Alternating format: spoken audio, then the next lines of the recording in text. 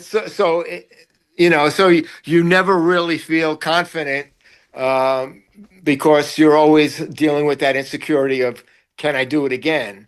Mm. And even after all this time, of all these years of me writing songs, I still deal with that, where, you'll go through a period of where there's nothing, Yeah. I always get to this place of where I have this little mental game where I play with myself and I say, well, maybe there's nothing else. And I say, well, no, you've been here before. There always is something else. So there probably will be, Yeah. but so far so good. So so far I've landed on the side of, there is something else, because it's like, when you're a songwriter and when you're an experienced songwriter, you can, just on craft alone, you know create something. Yeah. It's the way chords go together. You know how to string a melody together. You can figure out a title, but what I always search for is inspiration.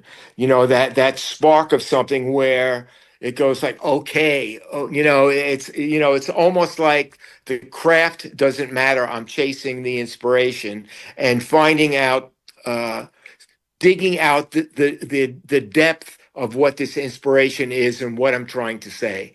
So that's kind of how it is for me these days. Yeah.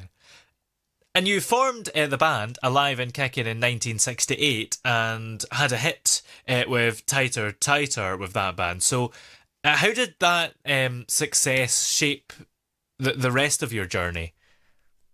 It shaped the rest of my journey in this way, is that, I was very young when that happened, and it was on the back of Ball of Fire being a hit. Yeah. And I was young, I was cocky, I thought to myself, wow, this is easy, and Yeah. I became a little bit of a I started firing people in the band, and Mm. I didn't understand how lucky I was to begin my career this way. Uh, but subsequently, a couple of years later, I found myself back in living in the basement of my parents' house, uh, and and it became a time where I really had to realign my way of thinking, try to understand these lessons that I've learned, understand that no, it isn't easy. That I need to appreciate these things when they happen.